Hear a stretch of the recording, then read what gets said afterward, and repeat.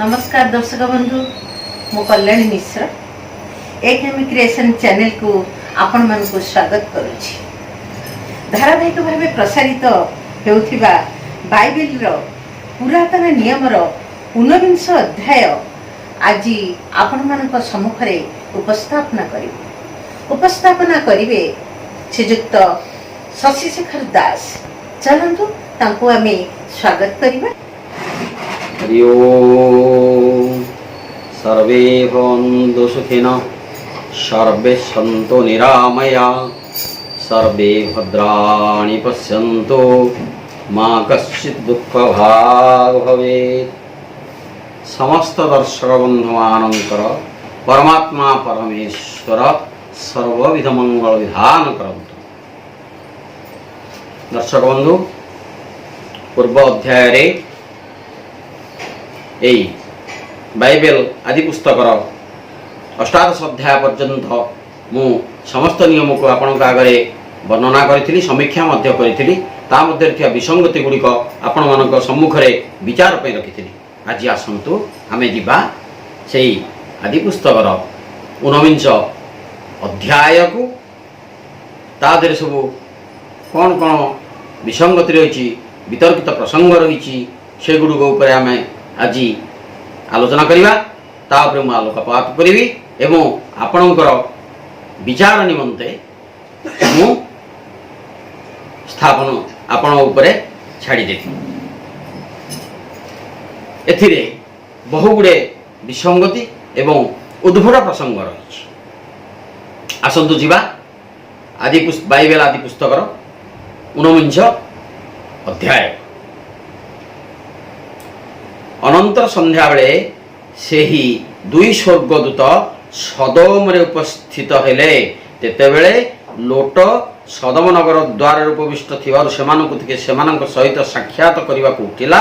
पुणी भूमिष्ठ प्रणाम करी कहला, हे मोर प्रभु माने, मु विनय करूअछि, आज रात्र आपणकर एही दासर गृह रे पदार्पण करी वास करंतु ओ पाद प्रक्षालन करंतु। तहु सकाळु उठी यात्रा करिवे।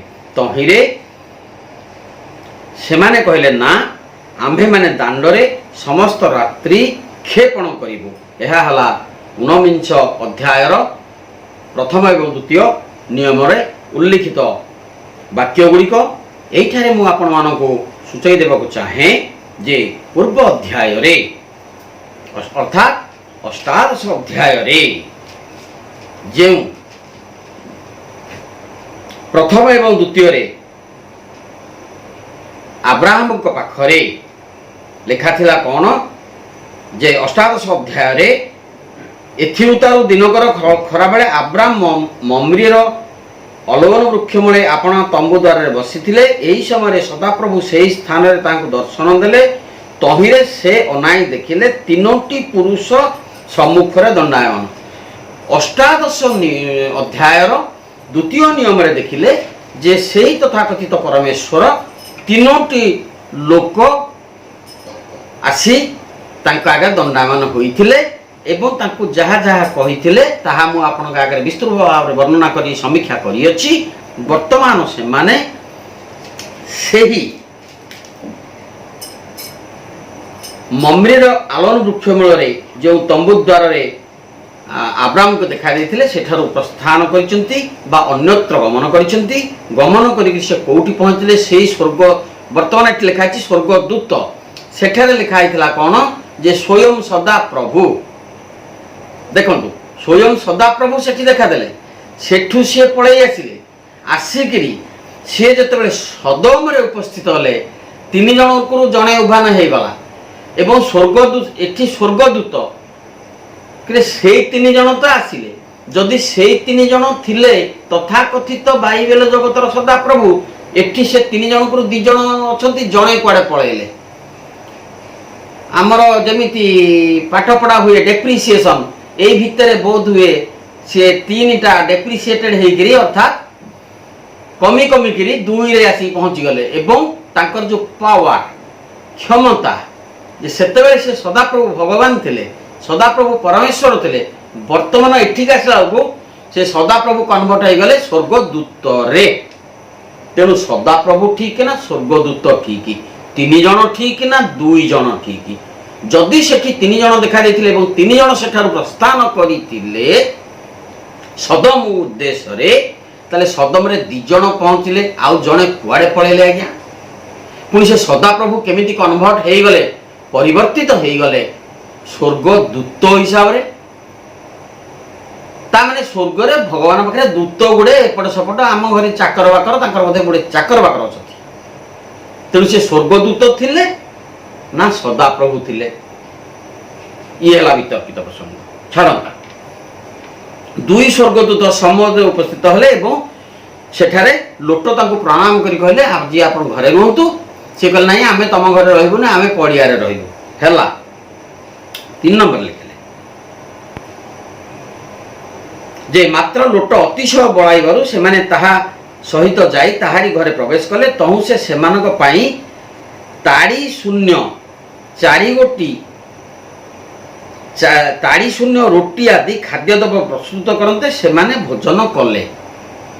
ଏଠାରେ ଦେଖନ୍ତୁ ଆଜ୍ଞା, ପୂର୍ବରେ ଯୋଉ 3 ଜଣ ଆସିଥିଲେ କାହାଙ୍କ ପାଖକୁ ନା ଆବ୍ରାମଙ୍କ ପାଖରୁ, ପରବର୍ତ୍ତୀ ସମୟରେ ସେ ଆବ୍ରାହମ ହେଲେ। ସିଏ ସେଠି ଦେଇଥିଲେ କଣ? ମେଣ୍ଢା ମାଂସ ସହ ରୁଟି ଦେଇଥିଲେ। ସିଏ ତାଙ୍କର ଅତି ପ୍ରିୟ ଥିଲେ। ଏଠି ଲୋଟ କଣ କଲେ? ଯେ ତାଡ଼ି ଶୂନ୍ୟ, ତାଡ଼ି ଶୂନ୍ୟ ଅର୍ଥ ତାଡ଼ି ହଉଛି ଆଜ୍ଞା ମଦ।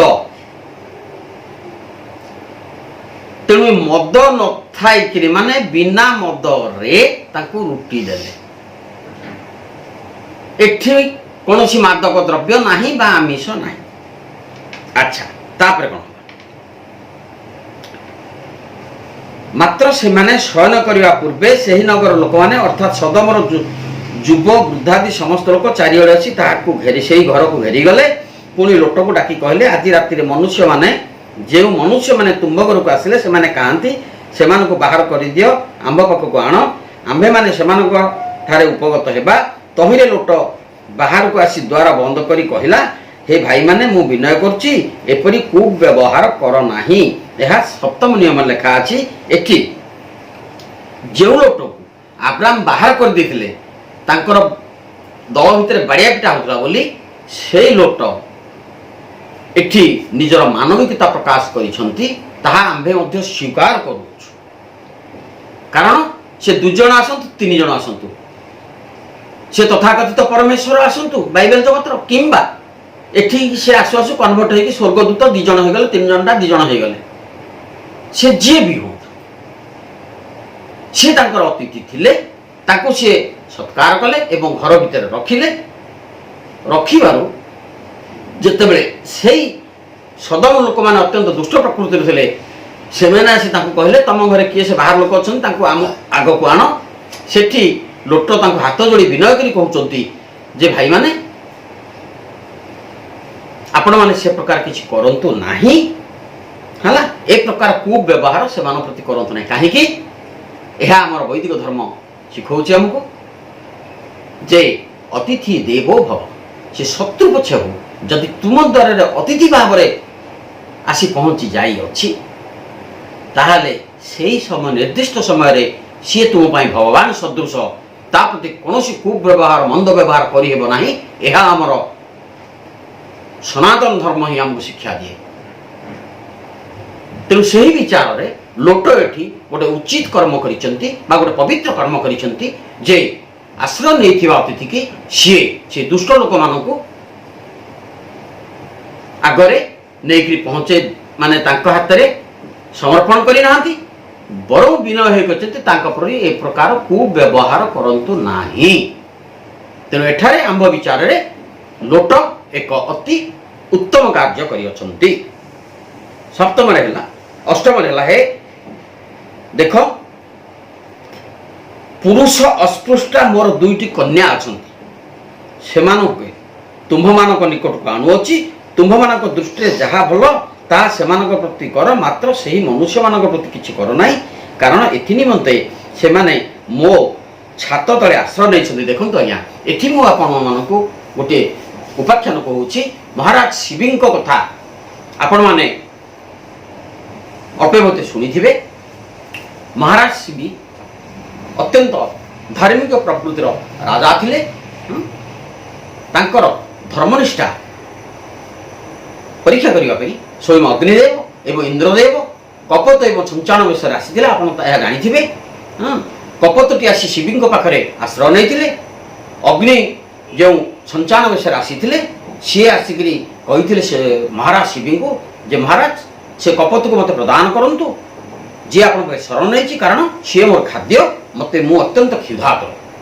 ସେଠି ମହାରାଜ ଶିବି କ'ଣ କରିଥିଲେ, ଗୋଟିଏ କଥା କହିଥିଲେ ଯେ ସେ ମୋର ଶରଣାଗତକୁ ରକ୍ଷା କରିବା ପ୍ରତ୍ୟେକ ରାଜାର କର୍ତ୍ତବ୍ୟ, ସେ ପକ୍ଷୀଟିଏ ହଉ ବା ପିମ୍ପୁଡ଼ିଟିଏ ହଉ, ତେଣୁ ମୁଁ ତାକୁ କେବେ ବି ଦେଇପାରିବି ନାହିଁ। ସେଠି ସେ କହିଥିଲେ, ଅଗ୍ନିଦେବ କହିଥିଲେ ଯେ ମୁଁ କ୍ଷୁଧାର୍ତକୁ କ୍ଷୁଧା ମଧ୍ୟ ରାଜାର କର୍ତ୍ତବ୍ୟ ଏବଂ ମୋର କ୍ଷୁଧା ମେଣ୍ଟାଇବା ପାଇଁ ମୋତେ ମାଂସର ଆବଶ୍ୟକତା ଅଛି, ମୋତେ ମାଂସ ଦିଅନ୍ତୁ। ସେଠି ରାଜା ନିଜ ଶରୀରକୁ କାଟିକି ତାକୁ ମାଂସ ଦେଇଥିଲେ। ଏହା ଆମର ଶାସ୍ତ୍ରରେ ବର୍ଣ୍ଣିତ ଅଛି। ରାଜାର କର୍ତ୍ତବ୍ୟ କ'ଣ, ଶରଣାଗତକୁ କେଉଁ ପ୍ରକାରର ସୁରକ୍ଷା ଦିଆଯାଏ। ପଛେ ସେ ନିଜକୁ ସମ୍ପୂର୍ଣ୍ଣ ଶରୀରକୁ ଦେଇଦେଲେ କିନ୍ତୁ ସାମାନ୍ୟ କପୋତକୁ ଦେଇନଥିଲେ। ସେଇ ନ୍ୟାୟରେ ଏଠାରେ ତଥାକଥିତ ଲୋଟ ତାଙ୍କର ଦୁଇ ଅନୁଢା କନ୍ୟାଙ୍କୁ, ଯୁବତୀ ଅନୁଢା କନ୍ୟାଙ୍କୁ ସେଇ ଦୁଷ୍ଟ ଲୋକମାନଙ୍କ ସାମ୍ନାକୁ ଭେଟି ଦେଇଛନ୍ତି, କିନ୍ତୁ ତାଙ୍କର ଅତିଥିକି ଭେଟି ଦେଇନାହାନ୍ତି। ତାହେଲେ କୁହନ୍ତୁ, ଆବ୍ରାମ ଜଣେ ସାଧୁ ଲୋକ ଥିଲେ ନା ଲୋଟ ତାଙ୍କ ପୁତୁରା ଜଣେ ସାଧୁ ଲୋକ ଥିଲେ? କିନ୍ତୁ ବାଇବେଲ କହୁଛି ଆବ୍ରାମ ସାଧୁ ଥିଲେ, ତାଙ୍କ ପ୍ରତି ସଦାପ୍ରଭୁ ସନ୍ତୁଷ୍ଟ ଥିଲେ, ଲୋଟଙ୍କ ପ୍ରତି ନଥିଲେ। ଜଷ୍ଟ କଣ୍ଟ୍ରାଡିକ୍ସନ ହେଲା। ତେତେବେଳେ ସେମାନେ କହିଲେ ଘୁଞ୍ଚିଯାଅ, ଅର୍ଥାତ୍ ସେ ଲୋକମାନେ ଲୋଟଙ୍କୁ କହିଲେ ଘୁଞ୍ଚିଯାଅ। ପୁଣି ସେ କହିଲେ ଏ ଲୋକଟା ଆମ୍ଭମାନଙ୍କ ମଧ୍ୟରେ ପ୍ରବାସ କରିବାକୁ ଆସି ଆମ୍ଭମାନଙ୍କର ବିଚାରକର୍ତ୍ତା ହେବାକୁ ଚାହେଁ। ଏବେ ସେମାନଙ୍କ ଠାରୁ ତୋ ପ୍ରତି ଆହୁରି କୁବ୍ୟବହାର କରିବା ତହୁ ସେମାନେ ସେହି ମନୁଷ୍ୟ ଅର୍ଥାତ୍ ଲୋଟ ପ୍ରତି ବଳ ପ୍ରୟୋଗ କରି କବାଟ ଭାଙ୍ଗିବାକୁ ଗଲେ। ମାତ୍ର ସେହି ଦୁଇ ଜଣ, ଅର୍ଥାତ୍ ସେହି ଦୁଇ ଜଣ କିଏ, ଯେଉଁ ତଥାକଥିତ ସଦାପ୍ରଭୁଙ୍କର ଦୂତ ବୋଲି ଏଠି ଲେଖା ଅଛି, ସେହି ଦୂତ ଦୁଇ ଜଣ ହସ୍ତ ବଢ଼ାଇ ଲୋଟଙ୍କୁ ଗୃହ ମଧ୍ୟରେ ଆପଣଙ୍କ ନିକଟକୁ ଟାଣି ନେଇ ଦ୍ୱାର ବନ୍ଦ କରିଦେଲେ। ପୁଣି ଦ୍ୱାର ନିକଟବର୍ତ୍ତୀ ସାନ ଓ ବଡ଼ ସମସ୍ତଙ୍କୁ ଅନ୍ଧ କରିଦେଲେ। ତହିଁରେ ସେମାନେ ଖୋଜୁ ଖୋଜୁ ପରିଶ୍ରାନ୍ତ ହେଲେ। ଅନନ୍ତର ସେହି ବ୍ୟକ୍ତିମାନେ ଲୋଟଙ୍କୁ କହିଲେ, ଏ ସ୍ଥାନରେ ତୁମ୍ଭର ଆଉ କିଏ ଅଛନ୍ତି? ଜ୍ୱାଇଁ ଓ ତୁମ୍ଭର ପୁତ୍ର କନ୍ୟା ଆଦି ଯେତେ ଲୋକ ଏ ନଗରରେ ଅଛନ୍ତି ସେ ସମସ୍ତଙ୍କୁ ଏ ସ୍ଥାନରୁ ନେଇଯାଅ, ଯେହେତୁ ଆମ୍ଭେମାନେ ଏହି ସ୍ଥାନରୁ ଉଚ୍ଛିନ୍ନ କରିବା। ସଦାପ୍ରଭୁଙ୍କ ଛାମୁରେ ଏ ନଗର ବିରୁଦ୍ଧରେ ଯାହା ମହାକ୍ରନ୍ଦନ ଉଠିଅଛି, ଏଣୁ ସଦାପ୍ରଭୁ ଏହି ନଗର ଉଚ୍ଛିନ୍ନ କରିବା ପାଇଁ ଆମ୍ଭମାନଙ୍କୁ ପଠାଇ ଅଛନ୍ତି। ତହୁ ଲୋଟ ବାହାରକୁ ଯାଇ ଆପଣା କନ୍ୟାମାନଙ୍କ ସହିତ ବିବାହ କରିବାକୁ ଉଦ୍ୟତ ଜ୍ୱାଇଁମାନଙ୍କୁ କହିଲା, ଉଠ ଏଠାରୁ ବାହାର ହୁଅ, ସଦାପ୍ରଭୁ ଏହି ନଗର ଉଚ୍ଛିନ୍ନ କରିବେ। ମାତ୍ର ଜ୍ୱାଇଁମାନେ ତାହାକୁ ପରିହାସ ମଣିଲେ। ଅର୍ଥାତ୍ ଏଠାରେ ଯେତେବେଳେ ଏହି ପ୍ରକାର ଗୋଟେ ବିଭ୍ରାଟ ସୃଷ୍ଟି ହେଲା, ସେତେବେଳେ ସେହି ତଥାକଥିତ ସ୍ୱର୍ଗଦୂତମାନେ ଲୋକଙ୍କୁ କହିଲେ, ତମର ଯିଏ ଝିଅ ଜ୍ୱାଇଁ ହେଣ୍ଟେନେ ଅଛନ୍ତି ତାଙ୍କୁ ସବୁ ଏଠାରୁ ନେଇଯାଅ, କାରଣ ଏଇ ନଗରବାସୀମାନେ ଅତ୍ୟନ୍ତ ଦୁଷ୍ଟ ପ୍ରକୃତିର, ଏହାକୁ ସଦାପ୍ରଭୁ ବିନଷ୍ଟ କରିବେ। এই কথা সেই স্বর্গদূতମାନେ କହିଲେ। ଠିକ୍ ଅଛି, କୁହନ୍ତୁ। ଆରଦିନ ପ୍ରଭାତ ହୁଅନ୍ତେ ଦୂତମାନେ ଲୋଟକୁ ଚଞ୍ଚଳ କରାଇ ଉଠାଇଲେ। ଆପଣ ଭାର୍ଯ୍ୟା ଓ ଦୁଇ କନ୍ୟା ଏଠାରେ ଅଛନ୍ତି, ସେମାନଙ୍କୁ ଘେନେଇ ଯାଅ, ଏ ନଗରରେ ଦଣ୍ଡରେ ବିନଷ୍ଟ ହେବ। ତଥାପି ସେ ବିଳମ୍ବ କଲା। ତହିଁରେ ତାହା ପ୍ରତି ସଦାପ୍ରଭୁଙ୍କ ଦୟା ହାତରୁ ସେମାନେ ତାହାର ତା ଭାର୍ଯ୍ୟା ଓ ଦୁଇ କନ୍ୟାଙ୍କର ହସ୍ତ ଧରି ସେମାନଙ୍କୁ ନଗର ବାହାରକୁ ବାହାର କରିଦେଲେ। ସେଇ ତଥାକଥିତ ସ୍ୱର୍ଗଦୂତମାନେ ଜବରଦସ୍ତ ଏମାନଙ୍କୁ ନଗର ବାହାରକୁ ନେଇ ଗଲେ। ଏହି ରୂପେ ସେମାନଙ୍କୁ ବାହାର କରି ଆଣିଲା ଉତ୍ତାରେ ସେମାନଙ୍କ ମଧ୍ୟରୁ ଜଣେ ଲୋଟକୁ କହିଲା, ପ୍ରାଣ ରକ୍ଷା ନିମନ୍ତେ ପଳାଅ, ପଛ ଆଡ଼କୁ ଦୃଷ୍ଟି କର ନାହିଁ, ଏହି ସମସ୍ତ ପ୍ରାନ୍ତର ମଧ୍ୟରେ ରହ ନାହିଁ, ପର୍ବତକୁ ପଳାଇ ଯାଅ, ନହେଲେ ବିନଷ୍ଟ ହେବ। ତହିଁରେ ଲୋଟ ଉତ୍ତର କଲା, ହେ ମୋର ପ୍ରଭୁ, ଏମନ୍ତ ନ ହେଉ, ଏହି ଦାସ ପ୍ରତି ଅନୁଗ୍ରହ ମହାଦୟା ପ୍ରାଣ ରକ୍ଷା କଲେ ମୁଁ ପର୍ବତକୁ ପଳାଇ ଯାଇ ନପାରେ, କେଜାଣି ବିପଦ ଘଟିଲେ ମରିଯିବି। ଦେଖନ୍ତୁ, ପଳାଇ ଯିବାକୁ ସେହି ନଗର ନିକଟବର୍ତ୍ତୀ, ତାହା କ୍ଷୁଦ୍ର, ସେହି ସ୍ଥାନକୁ ପଳାଇବାକୁ ଆଜ୍ଞା କରନ୍ତୁ, ତହିଁରେ ମୋର ପ୍ରାଣ ବଞ୍ଚିବ। ତାହା କି କ୍ଷୁଦ୍ର ନୁହେଁ? ଅର୍ଥାତ୍ ସେହି ଯେଉଁ ଦୁଇ ଜଣ ସ୍ୱର୍ଗଦୂତ ଆସିଥିଲେ, ସକାଳୁ ସକାଳୁ ଲୋଟ ତାଙ୍କର ପରିବାରବର୍ଗଙ୍କୁ ବାହାରକୁ ନେଇ କହିଲେ, ତମେ ପର୍ବତକୁ ପଳାଅ, କାରଣ ପର୍ବତକୁ ପଳାଇଲେ ତମେ ବଞ୍ଚିଯିବ, ଏ ନଗରକୁ ବର୍ତ୍ତମାନ ଧ୍ୱଂସ କରାଯିବ। ଲୋଟ କହିଲେ, ପର୍ବତକୁ ପଳାଇଲେ ହୁଏତ ମୋର ପ୍ରାଣ ନଷ୍ଟ ହୋଇଯାଇପାରେ, ପ୍ରାଣ ବିନଷ୍ଟ ହୋଇପାରେ, ସେଠି ହିଂସ୍ର ଦୂତମାନେ ଥିବେ, ତେଣୁ ସେହି ନଗର ପାଖରେ ଆଉ ଗୋଟେ କ୍ଷୁଦ୍ର ଜାଗାକୁ ହାତ ଦେଖେଇ କହିଲେ ସେ ଛୋଟିଆ ଜାଗାଟି ଗଲେ କିଛି ଅସୁବିଧା ତ ହେବନି, ମୋତେ ସେଠିକି ଯିବାକୁ ଅନୁମତି ଦିଅନ୍ତୁ। ତହୁ ସେ କହିଲେ ଭଲ, ଆମେ ଏ ବିଷୟରେ ତୁମ ପ୍ରତି ଅନୁଗ୍ରହ କରି ସେହି ନଗର ତଥା ତୁମ୍ଭେ କହିଲ ତାହା ଉତ୍ପାଦନ କରିବା ନାହିଁ। ତୁମ୍ଭେ ଶୀଘ୍ର ସେହି ସ୍ଥାନକୁ ପଳାଅ, ଯେହେତୁ ଆମ୍ଭେ ସେଠାରେ ଉପସ୍ଥିତ ନହେଲେ ଆମ୍ଭେ କିଛି କରିପାରିବୁ ନାହିଁ। ଏଣୁ ସେହି ସ୍ଥାନ ନାମ ସୋୟର ବା କ୍ଷୁଦ୍ର ହେଲା। ଅନନ୍ତର ସେ ଦେଶରେ ସୂର୍ଯ୍ୟୋଦୟ ହୁଅନ୍ତେ ଲୋଟ ସୋୟରରେ ପ୍ରବେଶ କଲା। ତେବେ ସଦାପ୍ରଭୁ ଆକାଶରୁ ସଦାପ୍ରଭୁଙ୍କ ନିକଟରୁ ସଦମ ଓ ହାମୋର ଉପରେ ଗନ୍ଧକ ଅଗ୍ନିବୃଷ୍ଟି କରି ସେହି ସମୁଦାୟ ନଗର ଓ ପ୍ରାନ୍ତର ତନ୍ମଧ୍ୟସ୍ଥିତ ଲୋକ ଏହି ସେହି ଭୂମିରେ ଜାତ ସକଳ ପଦାର୍ଥ ଉତ୍ପାଦନ କଲେ। ମୋର କହିବାର ଉଦ୍ଦେଶ୍ୟ ହେଉଛି ତାଙ୍କ ଦୂତମାନେ ଯେତେବେଳେ କହିଲେ ହଁ ସେ ଛୋଟିଆ ଜାଗାଟିକି ତମେ ଯାଅ, ସେଠିକି ଆମେ ଯିବୁନି, ତେଣୁ ସେ ଜାଗା ନଷ୍ଟ ହେବନି, ତେଣୁ ସେ ସେଠିକି ଗଲେ। ତାପରେ ସକାଳ ହେବାରୁ ସେଇ ତଥାକଥିତ ସଦାପ୍ରଭୁ ଆକାଶରୁ ଗନ୍ଧକ ଏବଂ ଅଗ୍ନିବୃଷ୍ଟି କରିକିରି ସଦମ ଏବଂ ହାମୋରକୁ ବିନଷ୍ଟ କରିଦେଲେ। ଏଇ ବିନଷ୍ଟ କରିବାର ଲୋକମାନେ ସିନା ଦୁଷ୍ଟ ପ୍ରକୃତିରେ ଥିଲେ, ସେ ଯେଉଁ ପଶୁପକ୍ଷୀ ଗୁଡ଼ିକ ଥିବେ ସେଗୁଡ଼ିକ ନଷ୍ଟ ହୋଇଯାଇଥିବେ। ସେମାନେ କ'ଣ ଦୋଷ କରିଥିଲେ? ସକଳ ବୃକ୍ଷରାଜି କ'ଣ ଦୋଷ କରିଥିଲେ? ତାଙ୍କୁ ନଷ୍ଟ କରିବାର ତ କିଛି ନଥିଲା। କିନ୍ତୁ ସଦାପ୍ରଭୁ ଏଠି କ'ଣ କଲେ? ସେ ସମ୍ପୂର୍ଣ୍ଣ ଏରିଆକୁ ବିଧ୍ୱସ୍ତ କରିଦେଲେ, ପରମାଣୁ ବମ ପକେଇକିରି, ଯେମିତି ଆମେରିକା ପକେଇଥିଲା ଜାପାନ ଉପରେ। ହେଲା, ଇଏ ହେଲା ସଦାପ୍ରଭୁଙ୍କର ନ୍ୟାୟ। ସେହି ସମୟରେ 26ରେ ଲେଖା ହେଲା, ସେହି ସମୟରେ ଲୋଟର ଭାର୍ଯ୍ୟା ପଛ ଆଡ଼କୁ ଅନାଇ ଦେବାରୁ ସେ ଲବଣ ସ୍ତମ୍ଭ ହେଲା। ଆଜ୍ଞା, ସେହି ସମୟରେ ଲୋଟର ଭାର୍ଯ୍ୟା କ'ଣ କଲା? ଯେତେବେଳେ ସଦାପ୍ରଭୁ ଗନ୍ଧକ ଆଉ ଅଗ୍ନିବୃଷ୍ଟି କରୁଥିଲେ, ଲୋଟର ଭାର୍ଯ୍ୟା ପଛକୁ ଚାହିଁଦେଲା। ଯଦି ପଛକୁ ଚାହିଁଦେଲା କ'ଣ ମାରା କରିଦେଲା? ତାକୁ ଗୋଟେ ଲୁଣର ସ୍ତମ୍ଭ କରିଦେଲା। ସେ ସ୍ତମ୍ଭଟା ଅଛି କେଉଁଠି? ଏବେ ଆପଣମାନେ ଦେଖିଛନ୍ତି କେଉଁଠି ଗୋଟେ ଲୁଣର ସ୍ତମ୍ଭ ରହିବା? ସେ ଲବଣ ସ୍ତମ୍ଭ ହେଇଗଲା। ସେ ଲବଣ ସ୍ତମ୍ଭ ଗଲା କୁଆଡ଼େ? କାହିଁ ଏବେ ତ ଦେଖାଯାଉନି ସେ ଲବଣ ସ୍ତମ୍ଭ। ବୁଝନ୍ତୁ ସେମାନେ କେଉଁଠି ଥିବ, ତାଙ୍କ ପୃଥିବୀରେ ତ ବହୁ ଜାଗା ଅଛି, ହୁଏତ କେଉଁଠି ଥିବ, କିମ୍ବା ସେମାନେ ନେଇକି ମ୍ୟୁଜିୟମ ଭିତରେ ରଖିଛନ୍ତି କି? ପଚାରନ୍ତୁ ବାଇବେଲ ଜଗତକୁ।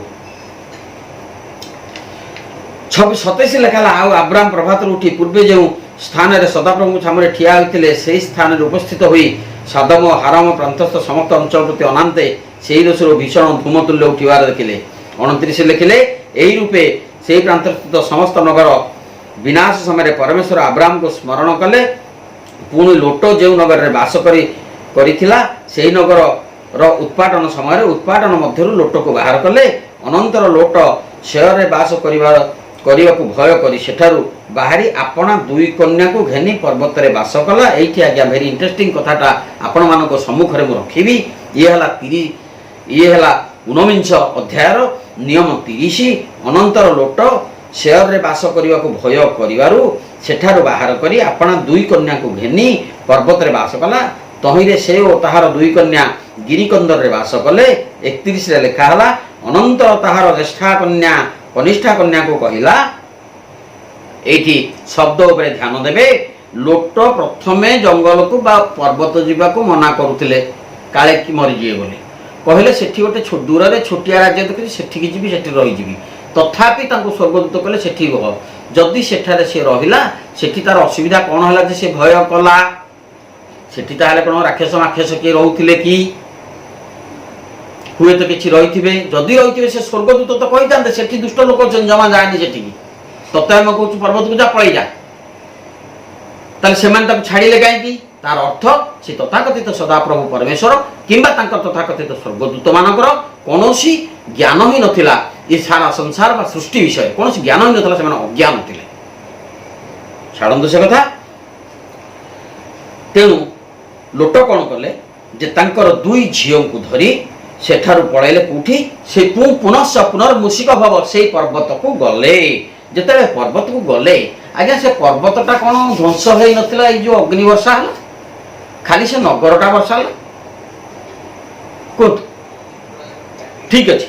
ଯଦି ପର୍ବତ ଧ୍ୱଂସ ହେଇଥିଲା, ପର୍ବତକୁ ଗଲେ। ଏଠି ଭେରି ଇଣ୍ଟରେଷ୍ଟିଂ ଜିନିଷ, ଗୋଟେ କଦର୍ଯ୍ୟ ଜିନିଷ। ଆପଣ କାନକୁ ଶୁଣିବାକୁ ଖରାପ ଲାଗିବ ଆଜ୍ଞା। ଆପଣ ବିବେକ ଆପଣଙ୍କୁ 100 ବାର ଦଂଶନ କରିବ। ଏଇ କଥାଟା ମୁଁ ଯେତେବେଳେ ପଢ଼ିବି,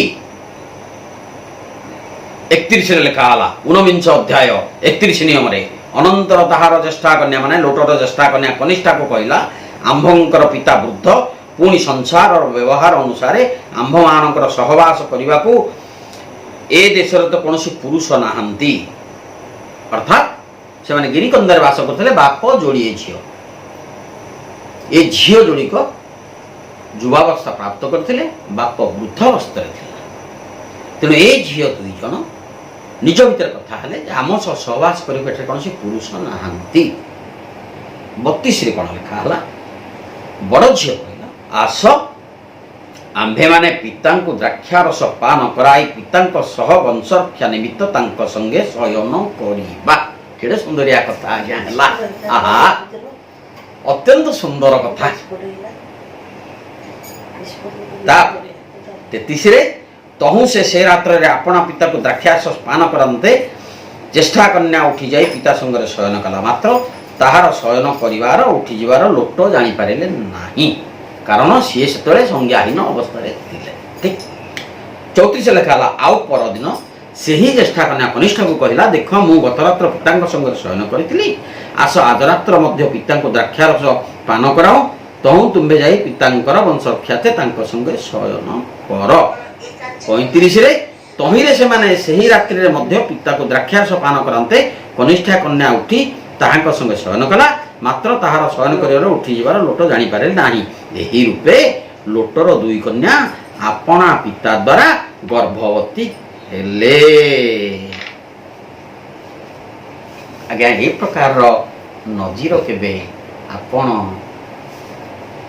देखिचंती ना सुनिचंती कि एठारे बहु वितर्क रही नियम 32 रु नियम 35 बा 36 पर्यंत 32 33 34 35 36 पांचटी नियम रे बहु वितर्क रही एठारे झील माने बापा को मद देइचंती पीवा मद देकी बापा अचेत है अचेत होला परे बड़ झील जाई बाप सह सहवास करी केते कदर्य एमाने मनुष्य पदवाच्य कि एमाने पशु पदवाच्य एमाने मनुष्य एक दुई जड़े जो मद पिकी बेहोश थी आज्ञा सी किपरि सहवास करिवो तार तो संज्ञा नाही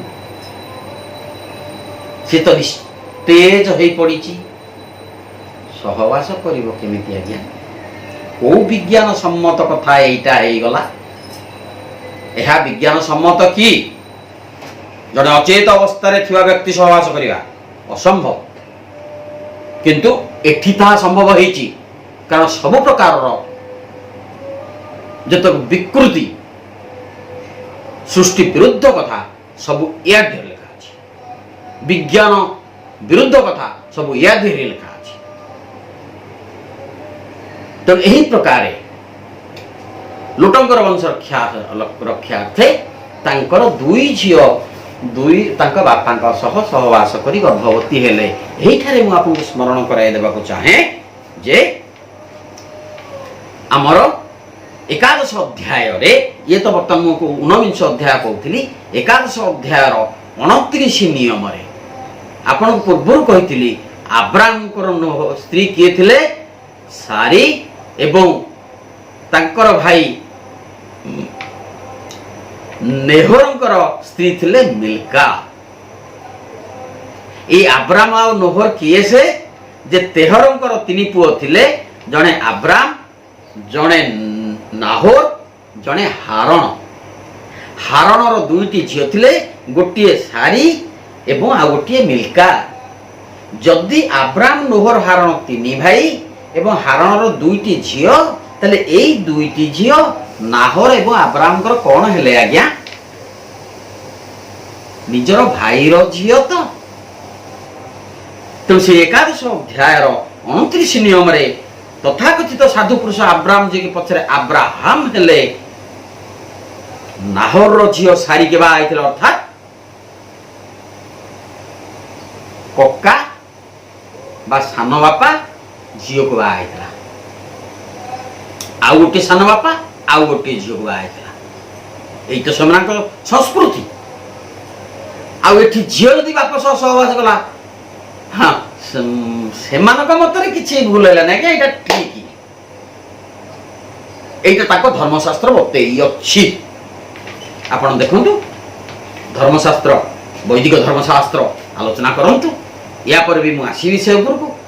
এই শাস্ত্র পরে আম শাস্ত্র শিক্ষা দৌছি কোন, মানে মনুষ্য কোন শিক্ষা দিয়েছেন মনুষ্য সমাজকে, এইয়া শিক্ষা দিয়েছেন। আসন্তু আগুক যা। 36 লেখালা ଏହି ରୂପେ ଲୋଟର 2 କନ୍ୟା ଆପଣା ପିତା ଦ୍ୱାରା ଗର୍ଭବତୀ ହେଲେ ନିସ୍ତେଜ ପୁରୁଷ ଏବଂ ବୃଦ୍ଧ ପୁରୁଷ ମଧ୍ୟ ଗର୍ଭବତୀ କରାଇ ଦେଇ ପାରନ୍ତି ତାଙ୍କ ହିସାବରେ। 37 ରେ ଅନନ୍ତର ଜ୍ୟେଷ୍ଠା କନ୍ୟା ପୁତ୍ର ପ୍ରସବ କରି ତାହାର ନାମ ମୋୟବ ରଖିଲା।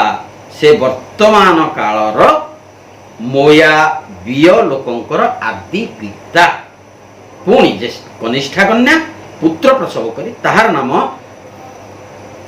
ଦିନ ଅମି ଦେଲା। ସେ ବର୍ତ୍ତମାନ କାଳର ଅମୋନୀୟ ଲୋକମାନଙ୍କର ଆଦି ପିତା। ଏଠାରେ ପିତା ଦ୍ୱାରା ଗର୍ଭବତୀ ହୋଇ ସେ 2 କନ୍ୟା ଯେଉଁ 2 ପୁତ୍ରକୁ ଜାତ କଲେ, ସେମାନେ 2 ଗୋଷ୍ଠୀର ଆଦି ପିତା ବୋଲି କ'ଣ ହେଲେ, ଯେ ଆଦି ପିତା ବୋଲି ସେମାନଙ୍କୁ ଗ୍ରହଣ କରାଗଲା। এইଠାରେ 19 ଅଧ୍ୟାୟର ପରିସମାପ୍ତି ଘଟିଲା। ଏଥିରେ ବହୁ ଶିକ୍ଷଣୀୟ ମାନେ ଶିକ୍ଷଣୀୟ କଥା ଗୁଡ଼ିକ ମନୁଷ୍ୟ ସମାଜକୁ ଏଇ ତଥାକଥିତ ବାଇବେଲ ଶିଖେଇଛି। ଆଜ୍ଞା ଯଦି ଆପଣ ଆକୁ ଗ୍ରହଣ କରୁଛନ୍ତି, ଆପଣ ବିବେକ ଅନୁସାରେ ଗ୍ରହଣ କରନ୍ତୁ, ମୋର କିଛି କହିବାର ନାହିଁ। ମୁଁ କେବଳ ତର୍ଜମା କରିବାକୁ ବସିଛି, ଆପଣଙ୍କ ଆଖିରେ ପଡ଼ିଥିବା ଧୂଳିକି ସଫା କରିବାକୁ ବସିଛି। ମୋର ଅନ୍ୟ କୌଣସି ଉଦ୍ଦେଶ୍ୟ ନାହିଁ। କୌଣସି ମତବାଦକୁ ମୁଁ ଉଚ୍ଚା କିମ୍ବା ନିଚା କରିବାକୁ ଚାହୁଁନି। ସେଥିରେ ଯାହା ଲେଖା ଅଛି ଆକ୍ଷରିକ ସେଇଆ ପଢ଼ି ମୁଁ ଆପଣଙ୍କ ଆଗରେ ତାକୁ କେବଳ ସମୀକ୍ଷା କରୁଛି। ଆପଣମାନେ ଆପଣଙ୍କର ବିଚାର, ବିବେକ, ବୁଦ୍ଧି ଏହା ଭଳି ଏହାକୁ ତର୍ଜମା କରନ୍ତୁ। ଦେଖନ୍ତୁ ଏହା କେତେ ଦୂର ମନୁଷ୍ୟ ସମାଜ ପ୍ରତି ଉପକାରୀ, ନା ଏହା ମନୁଷ୍ୟ ସମାଜକୁ ଧ୍ୱଂସ ବାଟକୁ ଟାଣି ନେଉଛି। ରହିଲି ଆଜ୍ଞା, ପୁଣି ଦେଖା ହେବ ଆସନ୍ତା ଅଧ୍ୟାୟରେ, 20 ଅଧ୍ୟାୟରେ ପୁଣି ସମୀକ୍ଷା କରିବା, ପୁଣି ଆଲୋଚନା କରିବା, ଦେଖିବା କେତେ ସବୁ ବିସଙ୍ଗତି ରହିଅଛି। ଏହା ଆପଣମାନଙ୍କ ଉପରେ ବିଚାର କରିବାକୁ ଛାଡ଼ିଦେଲି। ଯଦି ଏହା ଆପଣଙ୍କୁ ବିବେକ ମନକୁ ଗ୍ରହଣୀୟ ହେଉଥାଏ, ଦୟାକରି ଆମକୁ ଉତ୍ସାହିତ କରନ୍ତୁ। ଆଗକୁ ପୁଣି ଦେଖା ହେବା, ପୁଣି ସମୀକ୍ଷା କରିବା। ରହିଲି। ପରମାତ୍ମା ପରମେଶ୍ୱର ସମସ୍ତ ଦର୍ଶକମାନଙ୍କର ମଙ୍ଗଳ ବିଧାନ କରନ୍ତୁ। ନମସ୍ତେ।